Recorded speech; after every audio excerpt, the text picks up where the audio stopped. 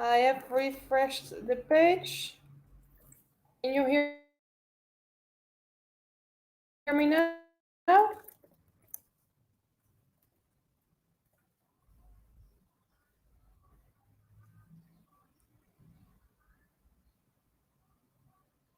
Okay, Mark can hear me. That's at least someone. I'll take this as a sign that at least from my side the communication is working properly. So I'm going to start. I'll share my screen with the presentation. Welcome everybody by day two of Instructional Design for Open Education.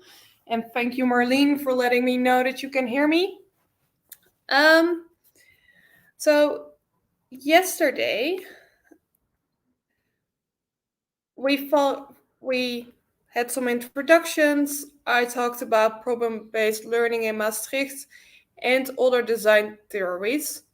Today we'll talk first a bit about a recap from yesterday, then about analyzing your learner needs, constructive alignment of your course, and then blended and online learning.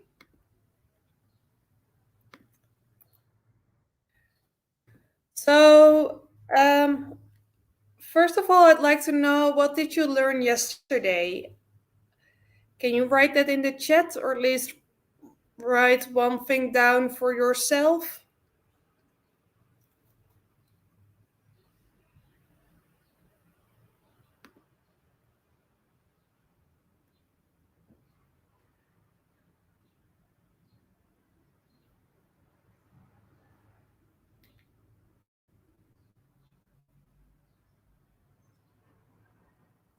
And what are your expectations of today?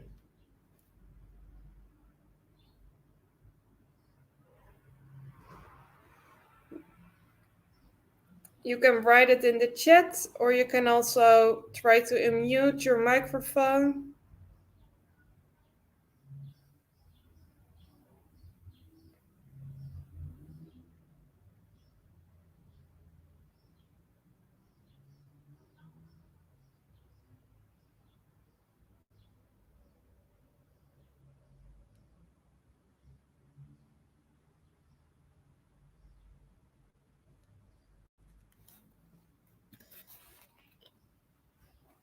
I'm waiting a bit to see if there's a delay in sending the information.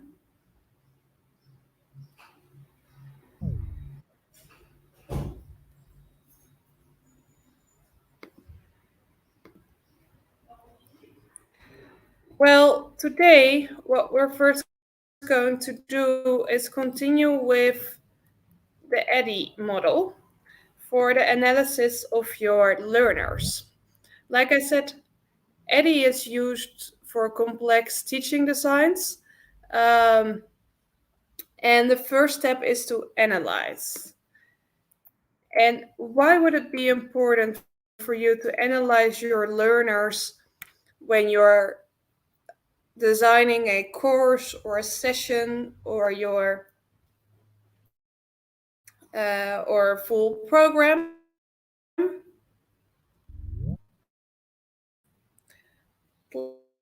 Please write down an argument for yourself, and if you'd like, you can share it in the chat or via the microphone.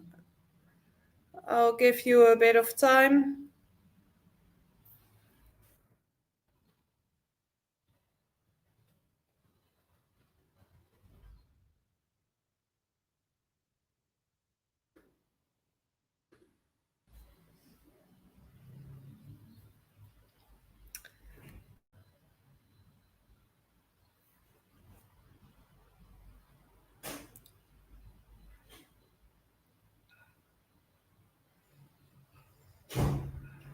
Okay.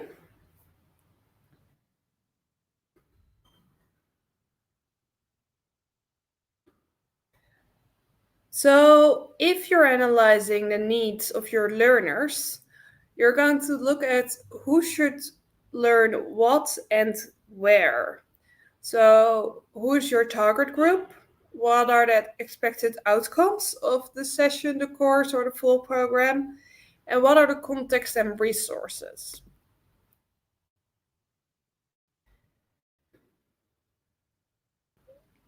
And who are your learners? Because one size does not fit all.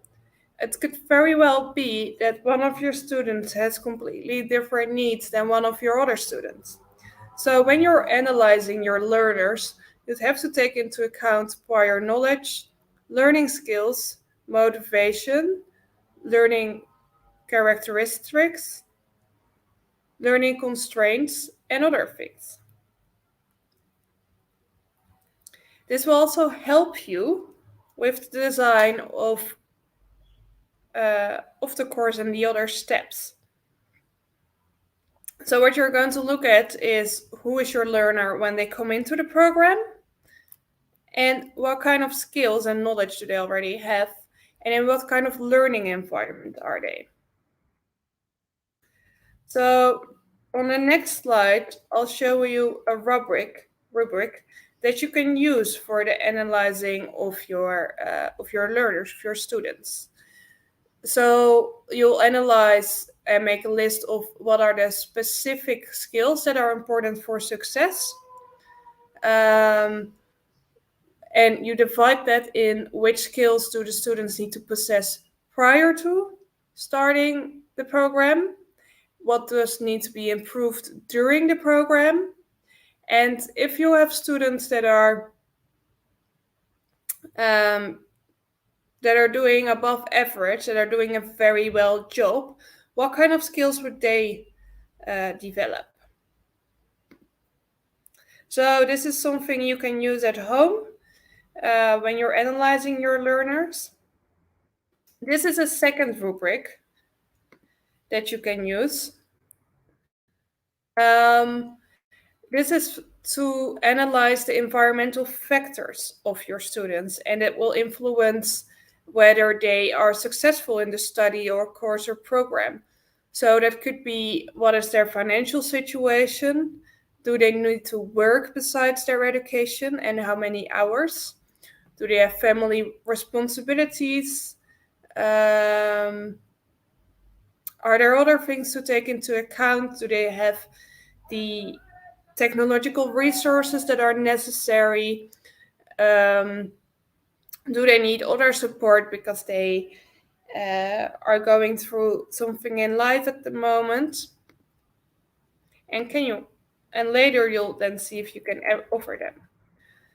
So I took two examples to show you how it could be very different what the learner needs are. So this is Paul, and Paul is a 52 surgeon from Nigeria. He's the vice dean. He's married and has 4 children. He aspires to innovate education in his country. He's already an experienced teacher, but he knows little about educational theory. His English is very good, but his digital literacy is very low. So, for example, if you're working in an online environment like Moodle or Jitsu, um, how how good are they with those programs? He's highly motivated but has little time to study and does not always have access to the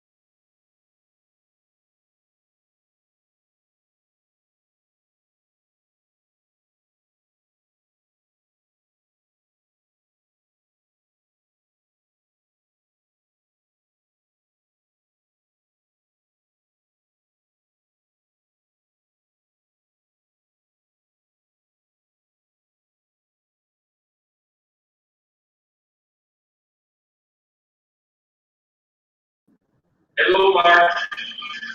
Can you hear us from UC?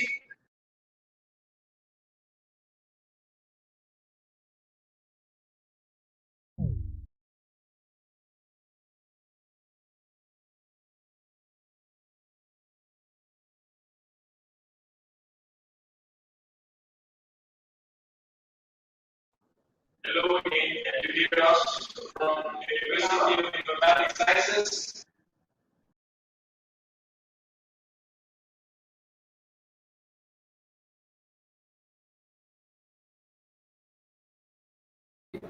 I forgot to put on my my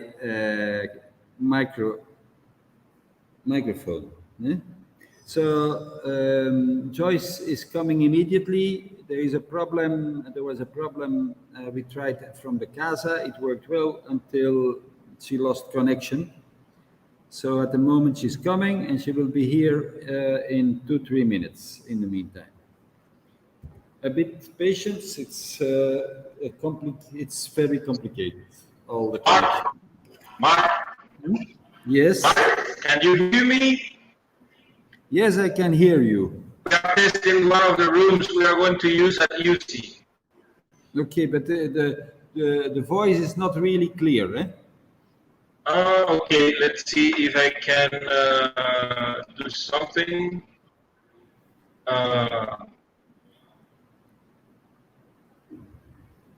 Let's see if I can. Okay, I need to. Can you hear me now, well? Yep. What? Mark, Yeah, can you hear me? it's still metallic and with rusty metallic, I would say. Okay.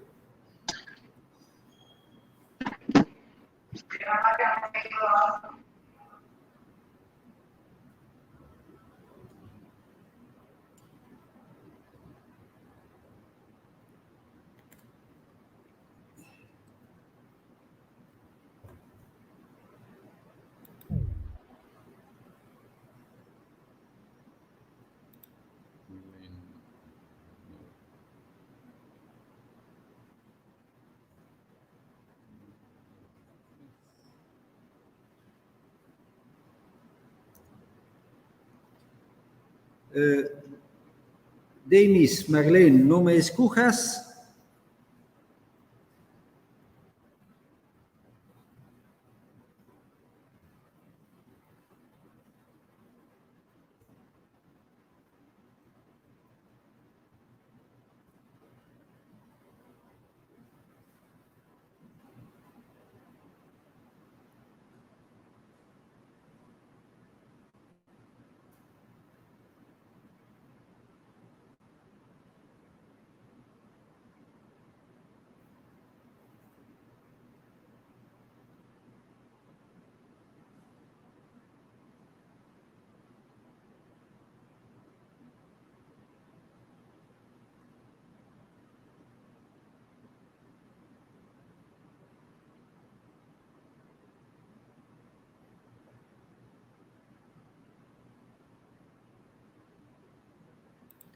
No, no, no, no, no digo nada ahora. ¿eh? Debemos esperar Joyce. Joyce tuvo problemas técnicos y esperamos de resolverlos en los 2-3 próximos minutos. Gracias por avisar. ¿Podrían avisar también por el grupo de Telegram, por favor, cuando se restablezca la conexión? Ok, voy a hacerlo. Pero va a estar inmediatamente. ¿Dónde? Idea. Ok. Cuando...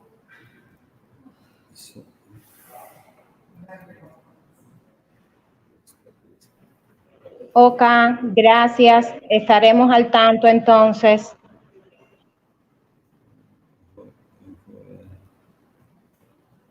Okay, and un minuto. Joyce. Are you still okay? I have to go run to the toilet again after lunch. Joyce está aquí. Y... Okay. Ben de mensen.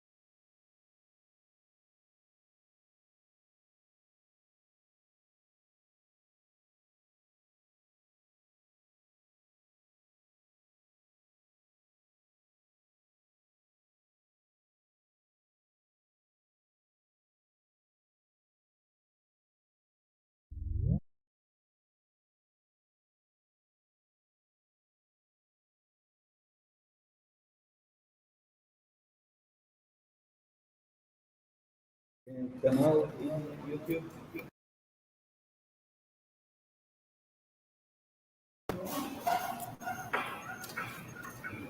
Okay, hello.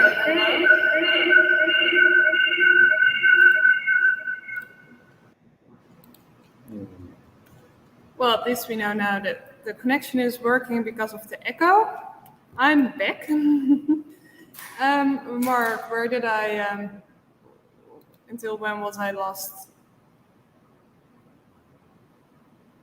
10 minutes ago. Yeah, but do you know which slide? That I don't know, because I okay. Who are the learners? One size does not fit all. That's you have now. Huh? Yeah, but I'm not sure whether that's where I think you go back one slide anyway. Huh? What's the previous slide? Yes, you were there. Okay. Then, just to make it clear again. I think you Yeah. did some parts, but not everything. We'll just try it again.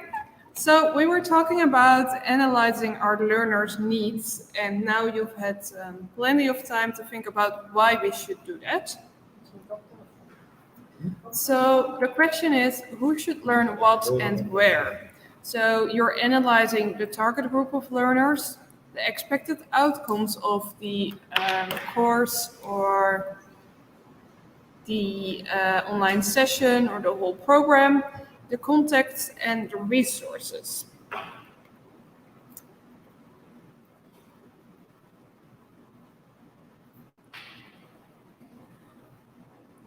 So what you're going to do, or by doing this helps you to make your program fit your learners better as well.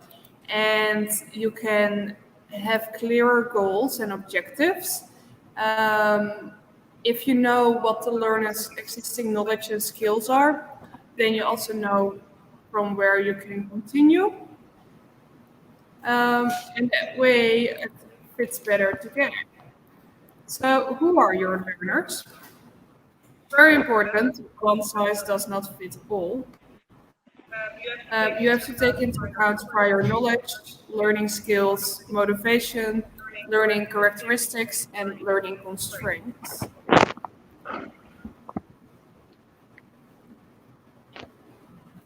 Yes. You're not muted. Why is it? Because it should go through the headset. Yeah, but the headset has a microphone. Ah, Right, sorry. right. So Okay. main challenge today. So what you see now in front of you is a rubric that can help you to define the minimum skills necessary to complete the course. So when you're designing your course, you can look at the different skills that are important for success. And you can divide it in the skills that students need to know prior of starting the course or the program or the session, the skills that can be improved during the course, and for the students who perform above average, what are the skills that they may develop during the course. After that, you can also use this rubric to look at the environmental factors that affect the persistence or the success of the student. So, for example, the finances. Do the students have enough money to be enrolled in the program? Do they need to work besides studying? And if yes, how many hours? And how many hours are left for studying then? Do they have family responsibilities? Do they receive outside encouragement, or does their social circle doesn't like them studying? Are they facing other things in life that may influence their ability to study? And you can continue with making this list. So what I'm going to do now is I'm going to give you two examples of students that we've seen in our medical programs to show you the difference in needs between students. So this is Paul. Paul is 52. He's a surgeon from Nigeria. He's a vice dean, married, and has 4 children. He wants to innovate education in his country, so that's his motivation. He's already an experienced teacher, but he knows little educational theory, so he hasn't studied to become a teacher. His English is very good, but his digital literacy is very low. So he is not very good with online platforms or the laptop or, think of Moodle, for example. He is highly motivated but has little time and has not always access to the internet. Well, we all know how that feels like after these days. And this is Farida. Farida is 27, a nurse from Malaysia. She's married and has 2 daughters, and she's a teacher of clinical skills. She wants to become an educational director. She is competent, efficient, and shy in large groups. Her English is moderate, and her digital skills are very good. And her employer gives her time to study. So between Paul and Farida, there's already a couple of characteristics that stand out. Paul doesn't have any time to study, whereas Farida gets time to study. Farida is very good in English. Paul is very good in English, and Farida is moderate. So that means that one of them has more difficulty to understand English presentations or English sources, where for the other that doesn't take a lot of time. For digital skills, how good can they get along with the online platforms and the search machines and other technological opportunities that we use? And when you see Farida, it also states she's shy in large groups. And if we think back about problem-based learning, we'll see that there's often, you work in groups of 10 to 20 students, and the people who are shy have more difficulty to start talking in those groups. So that means that for those people, we have to ensure that there is enough possibility to learn. So that's again why this is important to analyze, like what kind of support do we need to offer to our students. So what I'd like you to do now is start thinking about this for a couple of minutes about the learners in your course or program or anything that you teach. So describe your target audience and try to find the 2 most typical learners. Think about their age, their ethnicity, their gender, their educational goals, their prior knowledge, academic preparation, but also the environmental factors. So what's their financial situation? Are they employed? Are they encouraged by their environment?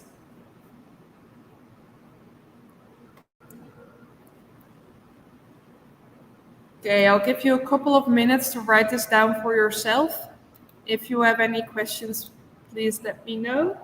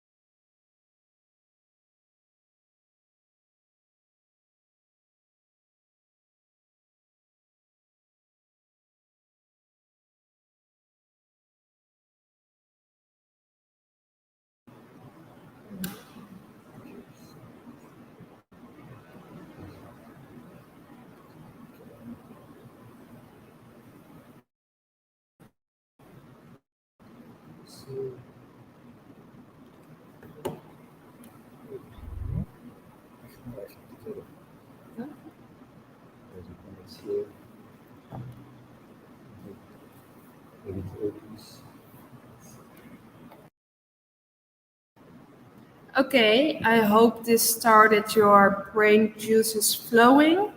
I know this is a very short time to go in depth about this, but it's very interesting to do also once with your colleagues and analyze what you know about your students.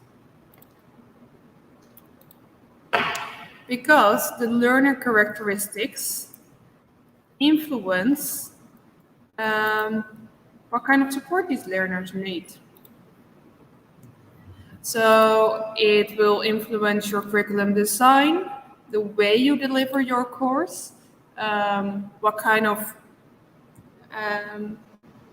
opportunities do you use? Do you use a more difficult online environment or an easy one? Do you do it mainly face-to-face or online? And if you do it online, can we see each other or not? Like now, interaction might be more difficult because we cannot see each other. But if you have students who have internet connection problems, it might be the only solution. It will also determine what for resources are needed, what kind of support. Do your students need support with arranging their technological resources, or do they need support more on a physical or mental way? Do you offer, for example, academic services or a English reading class? So we're going to skip the break because I think we've had enough breaks for today. So then if you're looking for the design,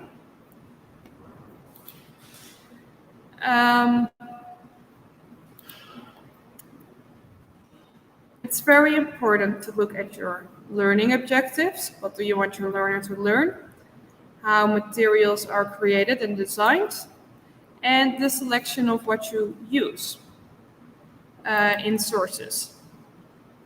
So what will be covered in text, in audio or video, and in what order? Which technology will you use? Do you use social media or video or a learning management system? For this, again, it might be important to think about the internet connectivity for your students.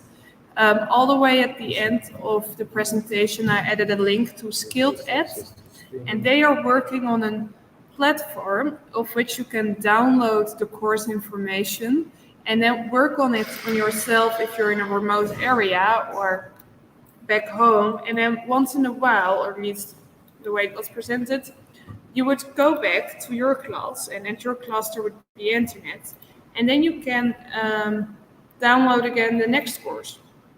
So there are technological solutions as well.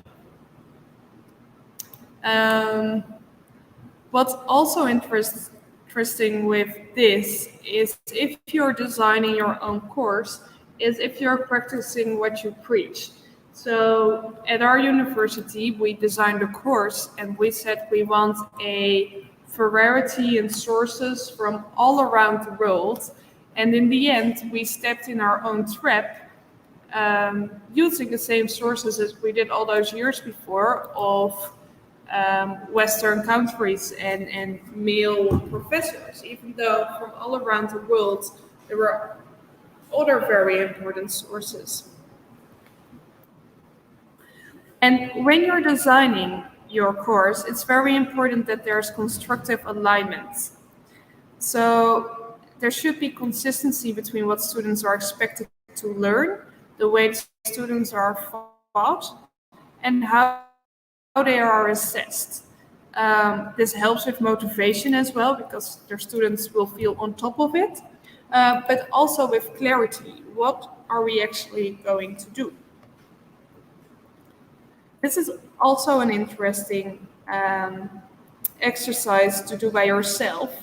If you take a course and you look at the learning objectives at the end and the assessments, do they align? And then also is the information that you offer and the classes that you offer, the sources that you offer, are they actually teaching the students what you want them to learn with learning objectives?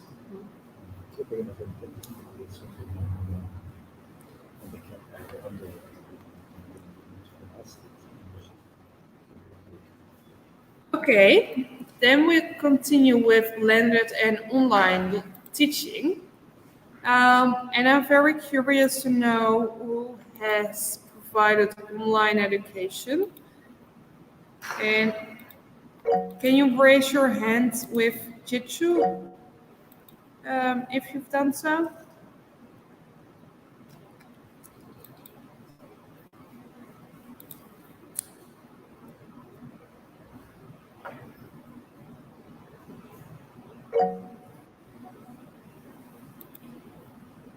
Okay, thank you. So you've probably done so during COVID and probably, or maybe even already before, and have become better at it during the time. I think a big challenge is what we're experiencing today is internet connectivity, and an opportunity is what we also try to experience now, is that from all across the country, people can join your education. So online communication, separated in space, but also in time. So what you can do is you can make it synchronous at the same time via video conference or chat, or asynchronous, not at the same time, via discussion boards, emails, blogs, and videos. The advantages of online communication are, of course, it's more flexible, it's better documented, and it encourages reflection.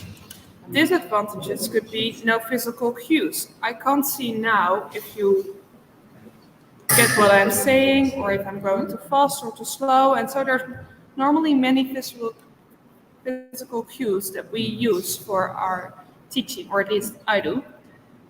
There's the risk of information overload. It can be more tiring and students can feel isolated. And there are a couple of strategies to tackle those challenges. If you're communicating with your students, not everything has to be course related. Ask, how are you? Make a joke. Tell about your weekend. It all helps with building the relationship online. And starting to build that community is also very important. You can ask students to share the bio, their background, their goals of doing this course, and their experiences. What's very important if you're doing this is that everyone feels safe to share that. It's important to be present and reach out. Do students know when and where to find you?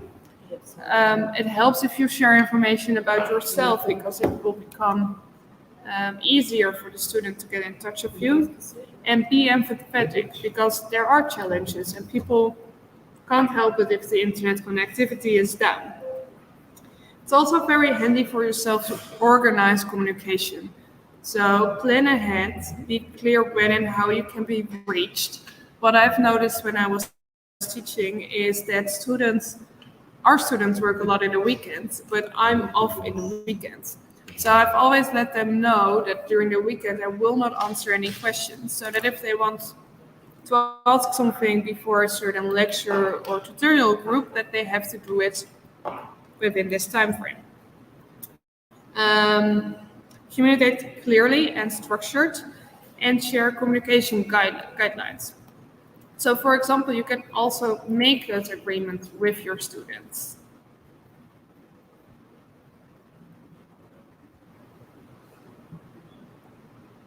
Um, what will you use for communication? Is it allowed to use WhatsApp or not? Do you want to use emails, or is there a certain discussion board?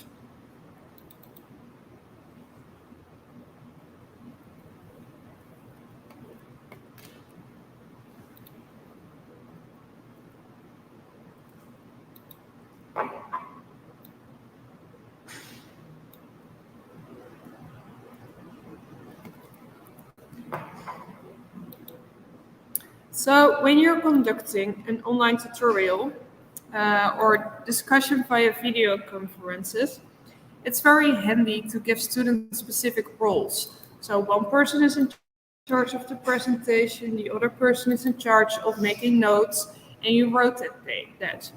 There should also be someone who's moderating, so who gives the turn to someone. And as a leader, or if you're organizing it, you have to make sure that people have the rights as well to change it. Here again, you make rules with each other. How are you, or when are you allowed to talk? Do you raise your hand? Do you use the chat? Do you have your mic on and off?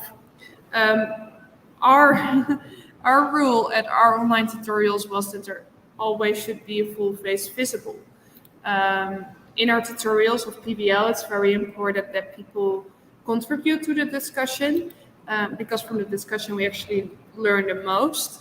And we noticed that it helps a lot if you can see the other people. Also make sure that people allow for questions, and make sure that everyone knows what to do. Follow up with an email or announcement for the people who might have missed it during the online group.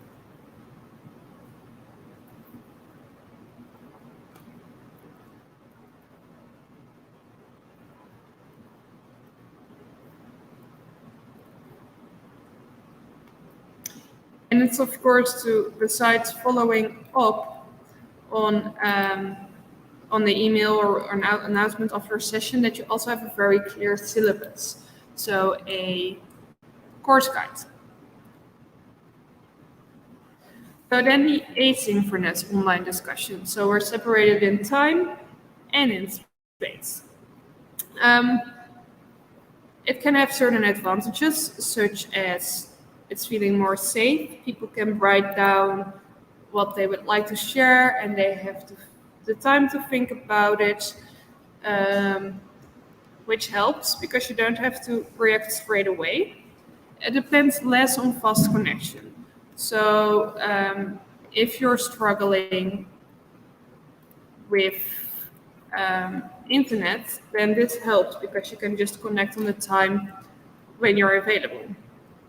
Anytime and anywhere. So it's very easy to combine it with your other responsibilities, or if you are in a different time zone. Like online learning in general, it's easier for people who have a job or children or anything else that makes it difficult for them to be at the university. This can make it even easier. There should be tutor access for guidance, and it's also a way to continue staying socially connected. So for example, on the discussion board or blog, you can keep on reaching out to each other. What you can also use is video recordings or audio recordings. So good practices for successful discussion: log in often, be visible and responsive, teacher presence. It's very important that they continue to see that you're there. And you can, for example, say that you're there 10 minutes a day to guide the discussion. But it's important to be a guide on the side. So don't tell students how to do, but help them to be self-directed. Let them come with questions to you, ask open questions, ask them to further elaborate on their perspective, and ask them to reflect on what they've said or done. Give students roles, so you can also play around with this. If you have a certain topic that you're discussing, you can let one person be the devil's advocate and ask the most difficult questions. Or, well, depending on the topic, you could have someone asking all the ethical questions to help bring this discussion alive. It's also very important to be clear about the aim of the discussion board, topic or thread. Do you want a debate? Is it going to be assessed? Or is it just to share ideas? Be clear also about the duration, timing, quantity and quality of the contributions. So don't let it completely open when and where students should react. Say, for example, that they all have to write 300 words on a topic and react on one or two of the previous ideas that were shared. So the online collaboration has advantages. Collaboration is one of the principles as well in PBL, problem-based learning. And we also need to be able to collaborate online with each other. It can be very safe. The tutor is accessible again for guidance. It's easy to share resources, and it's a very structured interaction. The teacher can also assess the group process. Still, we use the core principles of PBL when we're designing this. So it can look like discussion in groups, video conferencing. Some of the conference tools have a whiteboard option or a poll, or there's different tools that you can use depending again on your internet connectivity and how easy it is for you to use those technological resources and your students. You can also work together in a document and have a place where people can share literature resources. Now continuing to video in education. If I would follow my own rules, I would actually not be recording such a long video. Because what we say is that it's way easier to keep the student's attention if it's shorter. So if you're making a video for educational purposes, it's very important that you give an introduction to the course, the assignment, or the program, so that it's clear for the student what you're talking about. You also introduce yourself or the students and ensure that there is social bonding. If you want to demonstrate a skill, you can make a specific skill clip, which is only about that clip. You can pre-record a mini lecture, for example, for 10 to 30 minutes. During COVID, I was a master's student, and I've really enjoyed these short video clips that were, instead of the lectures that we were supposed to have. So it was 5 to 15 minutes on one topic. It was very clear what we were going to talk about. And it had a clear structure. And that way, even though I had 4 of them, and it was still 2 hours of a lecture, it felt way shorter than watching a video of 2 hours. You can also make a knowledge clip of 2 to 5 minutes to explain a certain concept, or you can use a video to provide feedback. So, for example, if your students handed in all an assignment, you can make a video clip with the most made mistakes. So there are many examples of how you can use video in education. The good practices and advantages. The advantage is that you can reuse a video clip. So next year you can spend time on something else instead of on the same lecture. Again, if it's recorded, it can be watched anytime, anywhere. And if you have, besides the online environment, face-to-face contact, it gives more room for interaction because you've already showed the video and the students also already know the content. So when they see you, they can start asking questions. If you do it like this, you can also find the term flipped classroom, which is describing the same. You give students homework beforehand, and then in class you discuss it. And with that, you have more depth in discussions. Or you can give better answers to their questions because they've already seen the topic. What helps a lot is just-in-time video. So people learn the best if they have actually a question or when they're curious.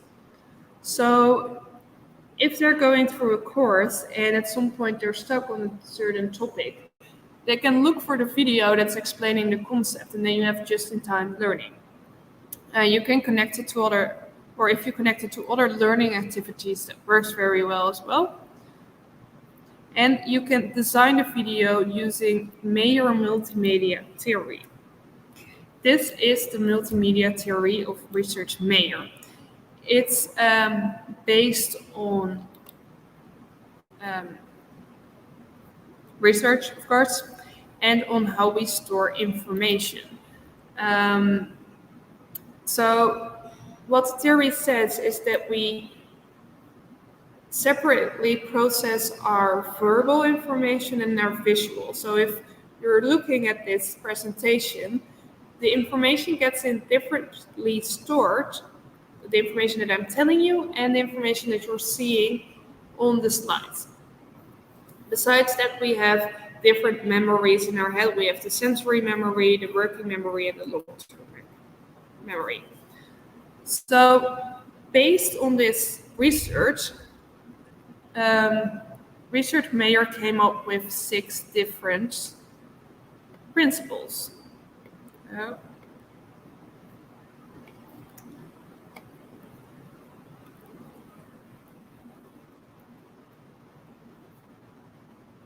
So the first one is multiple representations. You can combine words and images. Make sure that you send information in different ways. The second one is contingency. Present words and images close to each other and simultaneously. The third one is coherence. Make sure that you only talk about the information that you need to talk about and not unrelated material because it's destructive. If I would start talking now about the weather that's outside, it could be distracting because you start thinking about the weather instead of my presentation. Modality, spoken text is better than written text. So if you're using video, you don't have to show words or the text exactly written on the video as what you're saying. You can change that. The fifth one is redundancy, which fits with the fourth one. Spoken text does not need to be written text. And the sixth one is segmentation. Cut information into meaningful parts. So if you have a topic and, or like today with the presentation, if I would make a video tutorial out of it, I could make 3 different videos, one about the learning needs, one about constructive alignment, and one about blended and online learning. And then it's cut into meaningful parts, and which helps again because it's shorter videos that people can watch at home.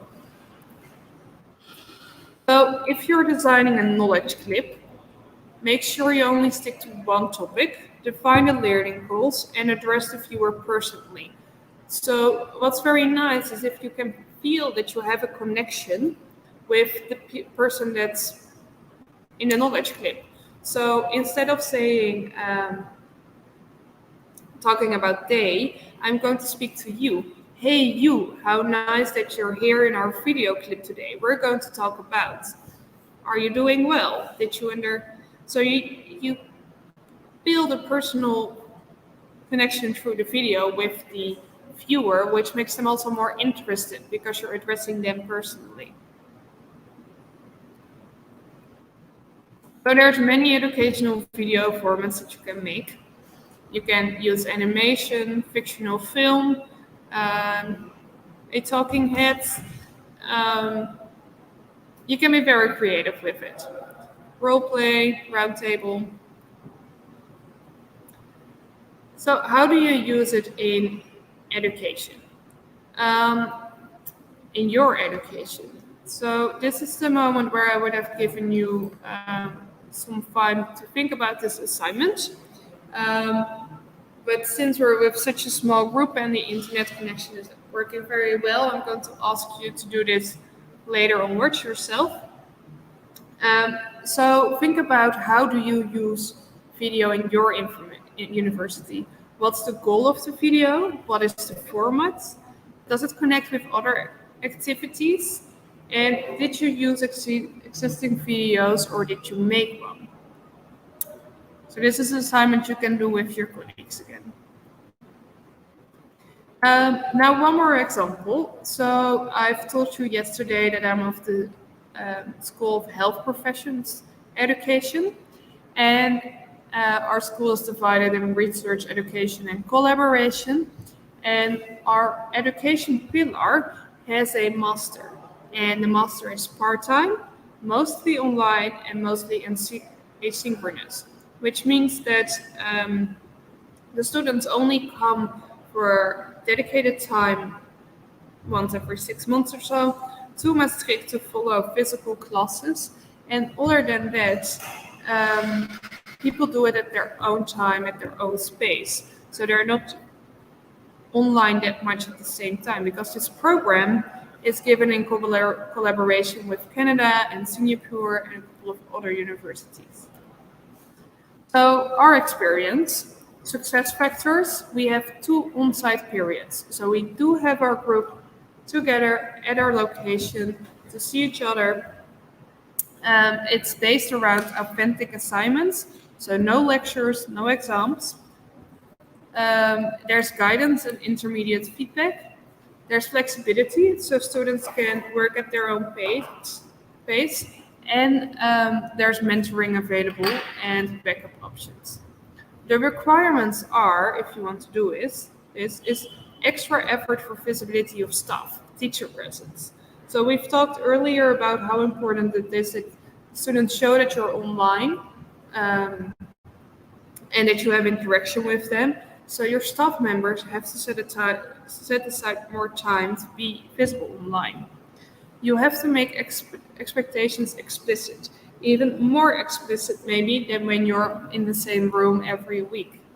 And you have to have dedicated administrative support. So thank you, that was the presentation. At the end of the presentation, there's a couple of slides with more information. So more information about the School of Health Professions Education, a video for the PBL session. So we've talked yesterday about the tutorial group and problem-based learning and the CCS principles at Maastricht University. I can imagine that me talking about a tutorial group without having seen it can be a bit fake. So here's a video to show you how one of the sessions looks like. And on the next slides, there's links to videos about problem-based learning and the CCCS principles. Here's another video to a PBL session.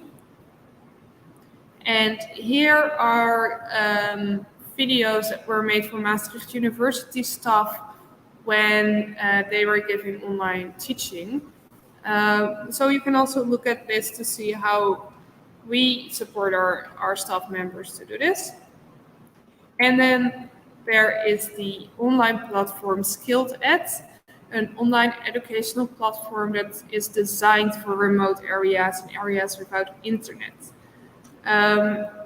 So this can maybe inspiration for you if you're designing your education and deciding what kind of technological tools you need to use, because this will actually allow the students to go back to their place where there might not be internet and still follow the course.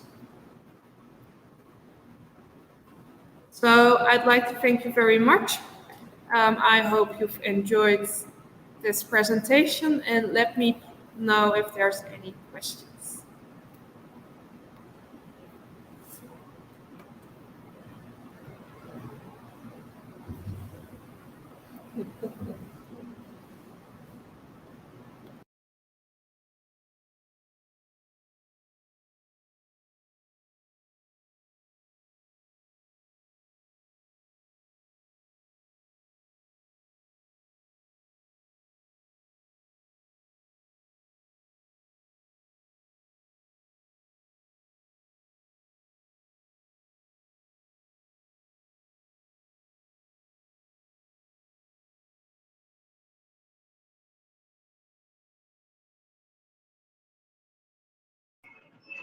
Thank you, teacher, for your presentation.